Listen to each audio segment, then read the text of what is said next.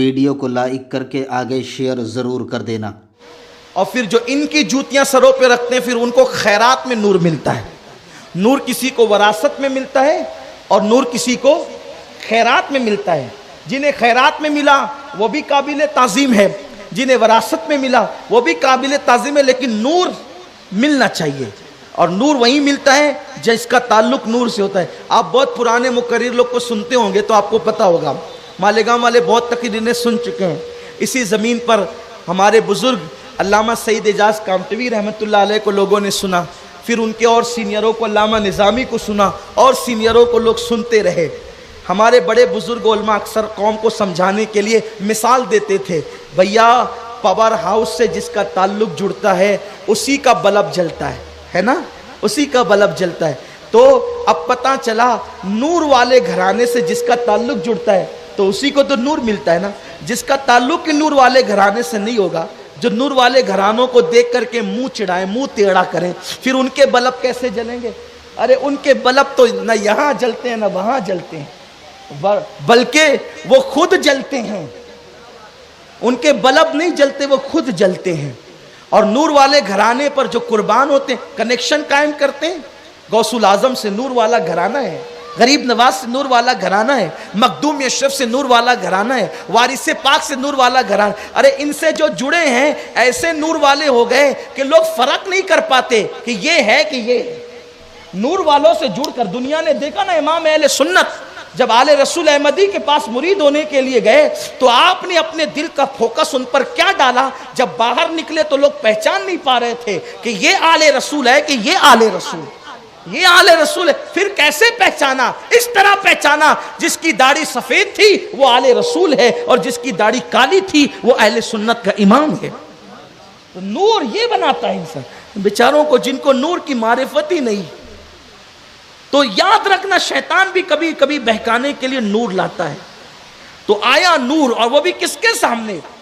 توجہ، جو لوگ سونا کبھی نہ دیکھیں ان کو تو بکری دکھا کے بھی آپ کہہ سکتے ہیں کہ یہ سونا ہے، اس نے دیکھا ہی نہیں سونا نا۔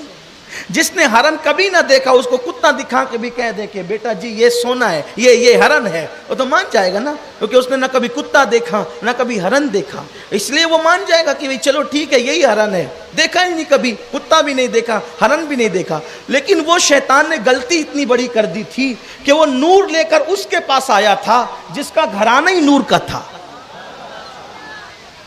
جو پیور دیکھ لیتا ہے تو پھر وہ ڈالڈا کو پہچان نہیں لے گا۔ پانی برسایا، غوث پاک بہت پیاسے تھے، پانی برسایا، غوث پاک نے پانی پیا، اور اس کے بعد اس نے کہا عبد القادر تیری عبادتیں اتنی مقبول ہوئی، ہم نے سارے حرام کا تجھ پہ حلال کر دیے۔ اگر آج کل کا کوئی ہوتا تو اچھلتا کودتا پھرتا نا کہ دیکھو کتنے کامیاب ہو کے آئے جنگل سے، لیکن غوث پاک نے فرمایا اعوذ باللہ من الشیطان الرجیم، اللہ کی پناہ شیطان مردود سے۔ او بدبخت، اللہ کی یہ شان نہیں کہ اللہ حرام کام کسی پہ حلال کر دے، کیونکہ حرام اسی لیے حرام ہے کہ وہ اچھی چیز نہیں، بری چیز اللہ کیسے حلال کرے گا؟ تو مجھے شیطان مردود معلوم ہوتا ہے۔ تو سارا نور دھواں بن گیا، اور دھواں بنتے بنتے پھر اس میں ایک شکل آئی۔ اب پھر کہنے لگا عبد القادر تو بہت بڑا علم والا ہے، علامہ ہے، تو علامہ ہے، تیرے علم نے تجھے بچا لیا۔ غوث پاک کہتے ہیں جاتے جاتے پھر گمراہ کر رہا ہے، بدبخت، اگر کسی کا علم کسی کو بچا لیتا تو بہت بڑا عالم اور علامہ تھا، تیرا علم تجھے بچا لیتا، لیکن سن، مجھے میرے علم نے نہیں میرے اللہ کے کرم نے بچایا ہے۔ اس نے پھر کہا عبد القادر اس منزل پر آ کر تو میں نے لوگوں کے ایمان چھین لیے ان کے علم کی تعریف کر کے، لیکن غوث پاک کہتے ہیں علم نے نہیں اللہ نے بچایا۔ تو دیکھو یہ علم کی برکت ہے، لیکن علم کی برکت کب نصیب ہوتی ہے؟ جب ایمان نصیب ہوتا ہے۔ اس لیے اپنے بچوں کو علم ضرور سکھاؤ، کہ حافظ بناؤ، عالم بناؤ، قاری بناؤ، مفتی بناؤ، لیکن ان کو رسول اللہ کا غلام بناؤ، صحابہ کا غلام بناؤ، اہل بیت کا غلام بناؤ۔ آقا نے کیا فرمایا؟ اپنی اولاد کو 3 باتیں سکھاؤ۔ پہلی بات نبی کی محبت، دوسری بات اہل بیت کی محبت، اور تیسری بات قرآن کی تعلیم. قرآن کی تعلیم سے پہلے نبی نے دو چیز بیان کی, نبی اور آل نبی کی محبت. اب پتہ چلا قرآن پڑھنا انہی کو فائدہ دے گا جنہوں نے نبی اور آل نبی کی محبت کے ساتھ قرآن پڑھا ہے. اس